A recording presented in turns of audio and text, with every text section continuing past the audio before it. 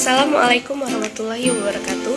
Perkenalkan, kami dari Prodi Pendidikan Pancasila dan Kewarganegaraan, Fakultas Keguruan dan Ilmu Pendidikan, Universitas Slamet Riyadi Surakarta, akan mempresentasikan hasil makalah kami yang berjudul Akhlak dengan anggota kelompok saya, Silvi Leoni Balkis, dengan NPM 21510017 dan Listia Maharani dengan NPM 21510020. Materi yang pertama yaitu pengertian akhlak. Baik kata akhlak atau khuluq, kedua-duanya dijumpai pemakaiannya baik dalam Al-Quran sebagai berikut.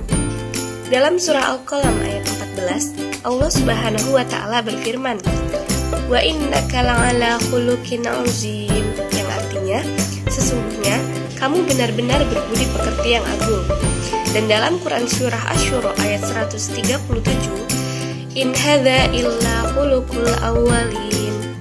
Ayat pertama menggunakan kata khuluq untuk arti budi pekerti, sedangkan ayat yang kedua menggunakan kata akhlak untuk arti adat kebiasaan. Dengan demikian, kata akhlak atau khuluq secara kebahasaan berarti budi pekerti, adat kebiasaan, perangai, mu'ru'ah, atau segala sesuatu yang sudah menjadi tabiat. Sedangkan secara istilah adalah sifat yang tertanam dalam jiwa yang mendorongnya untuk melakukan perbuatan tanpa memerlukan pemikiran atau pertimbangan terlebih dahulu. Materi yang kedua yaitu macam-macam akhlak. Kami memaparkan ada 7 macam akhlak. Yang pertama yaitu al-hasanah, merupakan istilah yang digunakan untuk menunjukkan sesuatu yang disukai atau dipandang baik. Al-hasanah itu dibagi menjadi 3 bagian. Yang pertama dari segi akal, kedua hawa nafsu, dan yang ketiga panca indera. Yang termasuk hasanah, misalnya keuntungan, kelapangan rezeki, dan kemenangan. Yang kedua at-thayyibah, yaitu khusus digunakan untuk menggambarkan sesuatu yang memberi kelezatan kepada panca indera dan jiwa, seperti makanan, pakaian, tempat tinggal, dan sebagainya. Yang ketiga yaitu khairon, digunakan untuk menunjukkan sesuatu yang baik oleh seluruh umat manusia, seperti berakal, keadilan, keutamaan, dan segala sesuatu yang bermanfaat. Kemudian yang keempat yaitu karimah, digunakan untuk menunjukkan pada perbuatan dan akhlak yang terpuji yang ditampakkan dalam kenyataan hidup sehari-hari. Kemudian yang kelima yaitu mahmudah, digunakan untuk menunjukkan sesuatu yang utama sebagai akibat dari melakukan sesuatu yang disukai Allah SWT. Mahmudah ini biasanya disebut sebagai akhlak yang baik. Kemudian mazmumah, merupakan salah satu tindakan buruk yang harus dihindari setiap manusia. Mazmumah ini biasanya disebut akhlak tercela. Dan yang terakhir yaitu albir, digunakan untuk menunjukkan pada upaya memperluas atau memperbanyak melakukan perbuatan yang baik. Kata tersebut terkadang digunakan sebagai sifat Allah Subhanahu wa Ta'ala.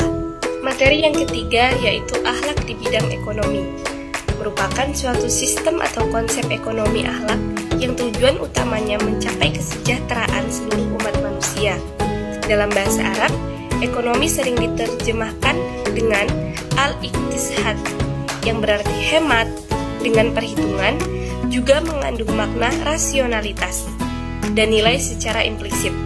Jadi, ekonomi adalah mengatur urusan rumah tangga di mana anggota keluarga yang mampu ikut terlibat dalam menghasilkan barang-barang berharga dan membantu memberikan jasa, lalu seluruh anggota keluarga yang lain ikut menikmati apa yang mereka peroleh. Selanjutnya adalah akhlak di bidang konsumsi, merupakan kegiatan atau perbuatan yang bertujuan untuk mengurangi atau menghabiskan daya guna ataupun nilai suatu benda baik berupa barang maupun jasa. Untuk memenuhi kebutuhan dan kepuasan secara langsung, Islam adalah agama yang ajarannya mengatur segenap perilaku manusia dalam memenuhi kebutuhan hidupnya. Demikian pula dalam masalah konsumsi, Islam mengatur bagaimana manusia dapat melakukan kegiatan-kegiatan konsumsi yang membawa manusia berguna bagi kemaslahatan hidupnya. Seluruh aturan Islam mengenai aktivitas konsumsi terdapat dalam Al-Quran dan As-Sunnah.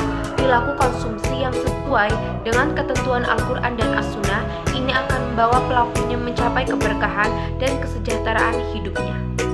Yang terakhir merupakan akhlak di bidang bisnis, merupakan keadaan di mana seseorang ataupun sekelompok orang sibuk melakukan pekerjaan yang menghasilkan keuntungan melalui transaksi. Islam sebagai agama yang sempurna sudah barang tentu telah memberikan rambu-rambu dalam melakukan setiap transaksi yang disebutkan dalam Al-Quran sebagai pertanda bahwa Islam memiliki perhatian yang serius tentang dunia usaha dan perdagangan. Kesimpulan, akhlak ialah suatu keadaan yang tertanam di dalam jiwa yang menampilkan perbuatan-perbuatan dengan senang tanpa memerlukan pemikiran dan penelitian.